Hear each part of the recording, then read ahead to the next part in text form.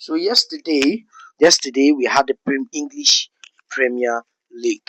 Yes, very fantastic games yesterday. We had a lot of games yesterday on Sunday in the English Premier League, and I will be doing some of them separately, but I will go ahead to talk about the Everton Brand Brentford. Of course, Brentford won their game 4-2 against Everton. A very big win for Brentford. I mean, this is a team, Everton, that um, they have been a bit good, very good this season. They have been very good this season. It's just that I don't know. At times they just mess up. And look at what happened with the Brentford team. Brentford so far has been a very stubborn team, very difficult team to play. I didn't really watch this game, so I'm just going to go with the stats and all that. Then, of course, Iago, Thiago, Thiago had three goals in this game. Very beautiful hat trick in this game. Where a very good player that they have in their disposal. Yes, in this team. So a very good hat trick, and someone had to give a double assist on this one for two goals in this one, and of course a very good game for Brentford, of course, which that's a very difficult team to beat any day, anytime. Even though they are going to lose that game, they are going to give you a difficult game to handle. So that was a very good one from Brentford, winning this game 4-2. And of course, Newcastle Crystal Palace. Newcastle winning their game against Crystal Palace 2-0. This was another game that I didn't really follow because it was a goal rush, so everything just put up together. I'm just going to use the stats to analyze this one. And of course, Newcastle had 7 shots on target, and then just 1 shot on target for Crystal Palace. So, I mean, Newcastle totally dominated the shots on play. And then, of course, in the possession, Newcastle also had more possession than Crystal Palace on this one. So, corners, they had more corners, they had more offsides. The fouls, uh, Crystal Palace had more fouls. Throw in, Crystal Palace had more throw. So, in total, with the everything in total. Of course, Newcastle totally um, dominated this game, and then they took it fully to Crystal Palace, winning this game. Fantastic. But they had a lot of shots on target. Newcastle had a lot of chances to even finish this game more than enough. Like at least 5 to 6 goals should have been scored in this game, but only 2 goals were taken from this game, of course. I mean, Newcastle, even Crystal Palace had chances. They had chances to be able to take this game to maybe a draw or so, but it happened that Newcastle had more shot on targets. They should have scored more goals. They should have taken more of their chances more than this. But of course, the one they took, they made use of it. And obviously, a clean sheet as well. A very good one from them.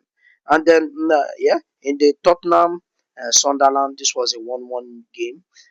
Of course, Tottenham currently this season have been so inconsistent. Without a doubt, they are very inconsistent this season. So I even expected Sunderland to even win this game. So Sunderland, of course, took this game to a draw, and of course, after Tottenham scoring the first goal, Sunderland went ahead to equalize this game around the 80th minute. So it was a difficult game all round, but of course, Sunderland made sure Tottenham weren't able to take this game to a win for themselves.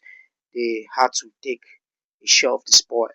And of course, well, like I said, Tottenham had a lot of shot on target on this one. They have 5 shots on target on this game, yet only 1 goal. So you see, Tottenham has been so inconsistent in everything.